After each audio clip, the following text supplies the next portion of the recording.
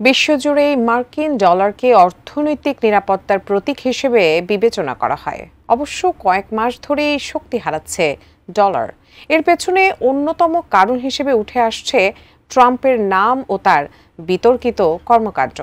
এমন অবস্থায় ডলারের ভবিষ্যৎ ও তার বিকল্প নিয়েও বিভিন্ন মাধ্যমে শুরু হয়েছে জোর আলোচনা। বিস্তারিত ইমতিয়াজ আলমের রিপোর্টে।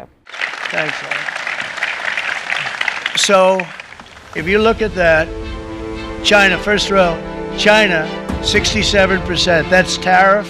যুক্তরাষ্ট্রের হারানো গৌরব ফিরিয়ে আনার অঙ্গীকার নিয়ে বিশ্বের প্রায় সব দেশের পণ্যে পাল্টা শুল্ক আরোপ করেছিলেন মার্কিন প্রেসিডেন্ট ডোনাল্ড ট্রাম্প। কিন্তু সেই শুল্ক ঘোষণা ও তারপর স্থগিতের ঘোষণার ফল হয়েছে উল্টো।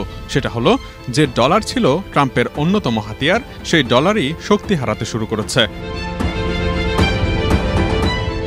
গত সপ্তাহে 18 এপ্রিল বিশ্ববাজারের শেষ কর্মদিবসে ইউএস ডলার ইন্ডেক্সের মান ছিল 99.23। অথচ জানুয়ারি মাসে এই সূচকের মান ছিল 110। সেই হিসেবে দেখা যাচ্ছে জানুয়ারি মাসের পর ডলার ইন্ডেক্সের মান কমেছে 9.31%। 11 এপ্রিল এই সূচকের মান 2023 সালের জুলাই মাসের পর এই প্রথম 100-র নিচে নেমে যায়। RICL TMX, যুগের পর যুগ স্থাপনা থাকে মজবুত।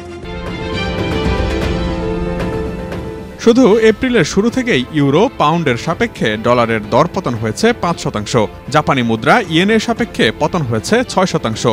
2 এপ্রিল মার্কিন প্রেসিডেন্ট ডোনাল্ড ট্রাম্প বিশ্বের প্রায় সব দেশের পণ্যে পাল্টা শুল্ক আরোপ করার পর দ্রুতগতিতে শক্তি হারাচ্ছে ডলার। ট্রাম্পের বেপরোয়া বাণিজ্য যুদ্ধ এবং শুল্ক বৃদ্ধির কারণে অর্থনীতিতে অনিশ্চয়তা তৈরি হয়েছে বলে জানাচ্ছে দ্য ইকোনমিস্টের একটি প্রতিবেদন। একই সাথে শুল্ক বৃদ্ধির কারণে যুক্তরাষ্ট্রের সরবরাহ ব্যবস্থা বিঘ্নিত হয়েছে, বেড়েছে মূল্যস্ফীতি এবং ভোক্তারা পড়েছেন ভোগান্তিতে। ইকোনমিস্টের প্রতিবেদন বলছে, মার্কিন কংগ্রেস সম্প্রতি এমন একটি বাজেট পরিকল্পনা অনুমোদন করেছে যার ফলে আগামী 1 দশকে আরও 5.8 ট্রিলিয়ন ডলারের ঘাটতি তৈরি হতে পারে। এরই মধ্যে দেশটির মোট সরকারি ঋণ জিডিপির প্রায় 100% পৌঁছেছে। যুক্তরাষ্ট্রের বিনিয়োগকারীরা এখন প্রশ্ন তুলছেন, ট্রাম্প আসলেই দেশ চালাতে সক্ষম কিনা। হঠাৎ করেই শুল্ক আরোপ, খাতভিত্তিক ছাড়, সব মিলিয়ে তার নীতি নির্ধারণ প্রক্রিয়ায় স্পষ্টতা ও ধারাবাহিকতা নেই। এমনকি হোয়াইট হাউসের কিছু উপদেষ্টা ডলারকে বৈশ্বিক মুদ্রা হিসেবে ধরে রাখার দায়ভার নিয়েও সন্দেহ প্রকাশ করছেন। এমন অবস্থায় প্রশ্ন আসছে, ডলারের ভবিষ্যৎ কি এবং এর বিকল্পই বা কি? ইকোনমিস্ট বলছে, মুদ্রার মান নির্ভর করে যে রাষ্ট্র সেটিকে সমর্থন দেয় তার উপর।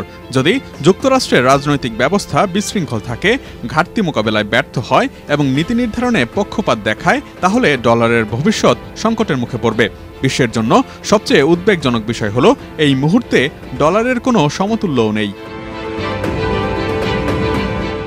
ইউরোজোন পর্যাপ্ত পরিমাণে নিরাপদ সম্পদ তৈরি করতে পারে না। সুইজারল্যান্ড ছোট, জাপানের নিজস্ব ঋণও অনেক বেশি। সোনা বা ক্রিপ্টোকারেন্সির পেছনে রাষ্ট্রীয় সমর্থন নেই। ফলে বিনিয়োগকারীরা একের পর এক বিকল্পের পেছনে ছুটবে, যার ফলে বাজারে অস্থিরতা বাড়তে থাকবে। তবে এরই মধ্যে ব্রাজিলের মতো বিভিন্ন দেশের সঙ্গে ইউয়ানে বাণিজ্যের চেষ্টা করছে চীন। ভারতের মতো অনেক দেশ ডলারে বাড়তি নির্ভরশীলতাও কমাতে চায়।